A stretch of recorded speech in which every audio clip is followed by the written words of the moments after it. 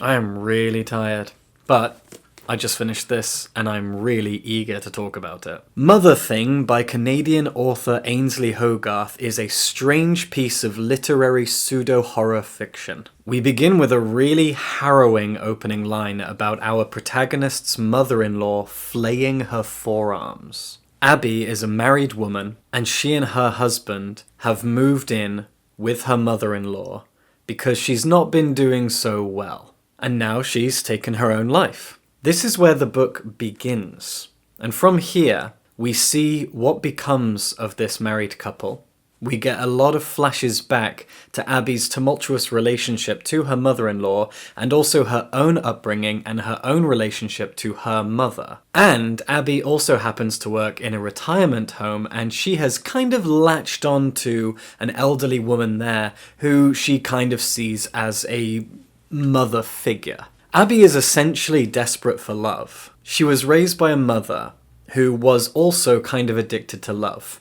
She had a string of boyfriends as Abby was growing up. These boyfriends all treated her badly. There was a cycle of them moving in and kind of taking advantage of her and eventually leaving. And this just kept happening. But Abby, in spite of this upbringing, manages to find love, find a good guy, get married to him, and things have been going pretty well, but as we know, she has had to move in with her mother-in-law. Now, we learn early on that Abby was hoping that her mother-in-law, Laura, would be a kind of pseudo-mother figure for her. And that turned out to not be the case. We have a very stereotypical mother-son relationship here, where Laura really dotes on and has always doted on her only son, Ralph. And Laura is of the confident opinion that Abby will never ever be enough for her son. This is a tale as old as time, and it's quite triggering, I think, for some people. So I would warn you that if you are someone who has had or is currently having a difficult relationship with your in-laws, I don't recommend reading this. In fact, my girlfriend has a lot of trauma with ex-partners and mothers-in-law. Mother-in-laws? Probably. And so she refused to even hear anything about this book, so she probably won't watch this video. And I actually have that too. About 10 years ago, I had a girlfriend who had a creepy relationship to both of her parents and her older brother, to the point that, as far as I remember, that relationship is pretty much the entire reason we broke up. Mother-in-laws can be frightening and toxic things, and Abby has found that out firsthand in this novel. She hoped that Laura could be a kind of mother figure for her. Instead, she finds herself having to compete with Laura for her son's love, and both women are kind of putting Ralph on an unnecessary pedestal. And what eventually happens, what we eventually come to see, is an enormous whirlwind spinning around Ralph. And our protagonist, Abby, and our antagonist, Laura, are both part of this whirlwind. And even though Ralph is at the center, he is a very passive character. He has struggled with depression all his life, as did his mother, as is clear from the fact that she took her own life. But he's also very passive. He just sits there, in the eye of the storm.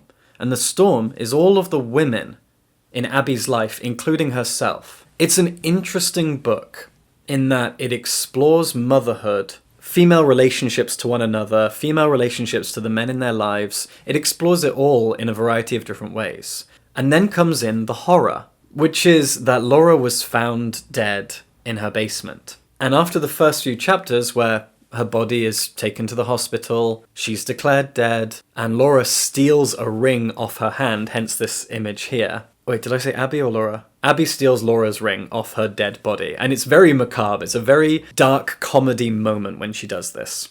But now, Laura's ghost is haunting the basement. Ralph sees it first. He ends up tumbling down the stairs into the basement, hitting his head, and seeing that his mother is sitting on a sofa in the basement and goes, "Oh, how's your head?" And he begs Abby to believe him.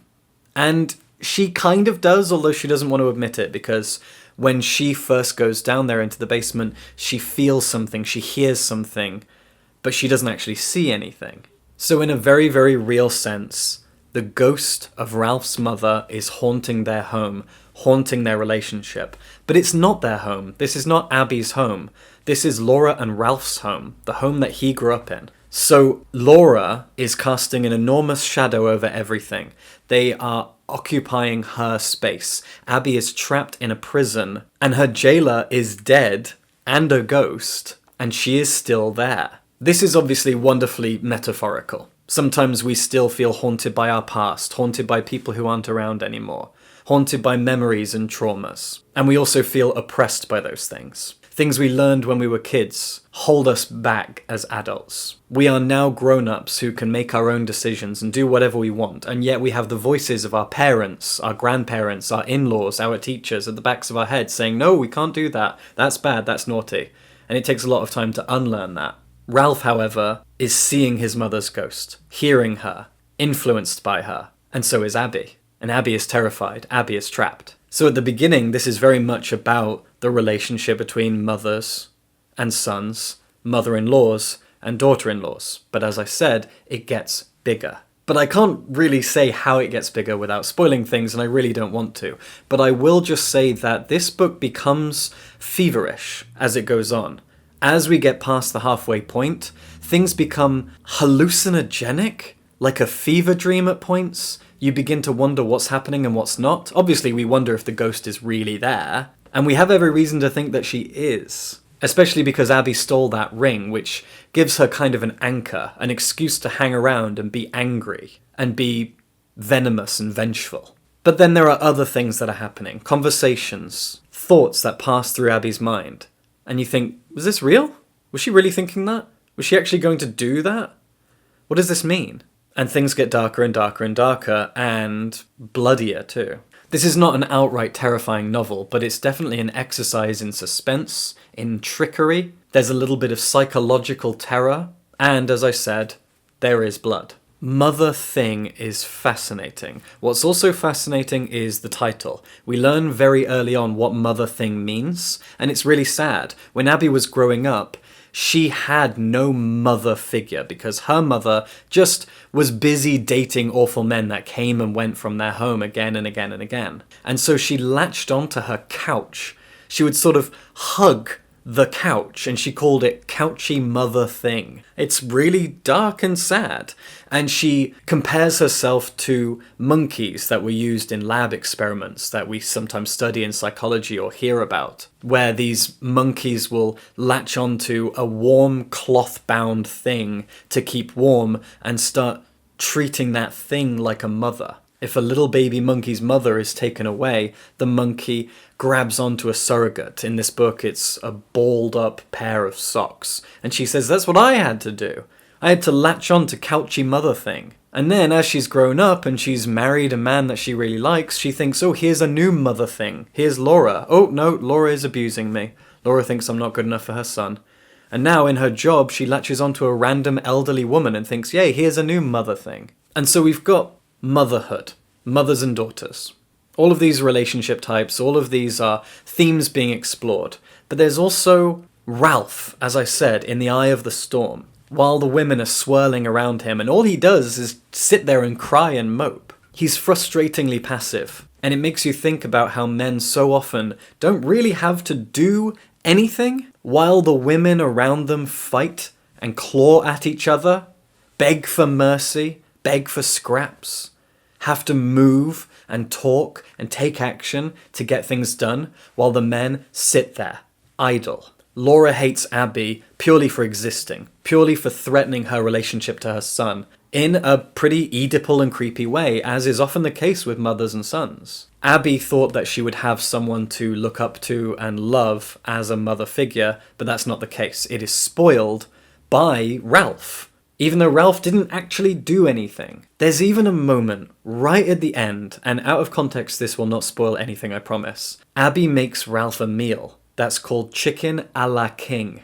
and apparently had something to do with his childhood. But it's called chicken a la king, because that's what Ralph is. That's what men are from this narrative's perspective. Men are kings, and the women swirling around them get into fights, abuse one another, and have to work, have to defend their men, have to attack one another, prove themselves, get into tournaments. That's how it all feels while the king sits on his throne. You've got the passivity of men, the patheticness of men, and the women who have been taught, who have learned, who are being led by fuck knows what. Instincts, patriarchy, maternity, society in general, expectations put on themselves. Whatever they're being pushed by, and it's a variety of things, they are fighting one another when they could just work together. It's quite depressing, and it's very reflective, and it's very smart. As I said, I would not recommend this novel to anyone who has a difficult relationship to their family or to their in-laws. This book reminded me of a lot of things in my life, and I do think it has the power to trigger and upset people. But if you can stand it, if you're not too triggered by it, if you can relate to it but you think you can cope, like me, you're gonna laugh at a lot of it. You're going to crease up, you're going to cringe, you're going to remember specific moments in your past that feel like this. But hopefully not all of it, because as I said, it gets pretty weird and pretty intense. There's probably stuff that I've still missed out that I'd like to talk about. I think I'm going to have to reread this book sooner rather than later, because there's a lot going on here when it comes to maternity. I haven't even mentioned the fact that Abby, throughout the entire novel, hopes that and suspects that she might be pregnant. She names the child immediately, she gives it a gender and a name, and sprinkles it with hope. Puts a lot of pressure on this child that may or may not exist yet to save her family, to save her life, to save her relationship to her husband. There's so much to unpack here when it comes to motherhood, marriage, and toxic relationships between women while men sit back and just kind of let it all unfold or don't even notice it. I'm absolutely fascinated by Motherthing. I think this is an incredible novel. And it has honestly one of my favourite covers ever. Very reminiscent of old movie posters, old 50s and 60s monster movie posters. I think this is absolutely stunning. So, if you're interested in books about motherhood and you want a little bit of horror in there, check out Motherthing and subscribe for books.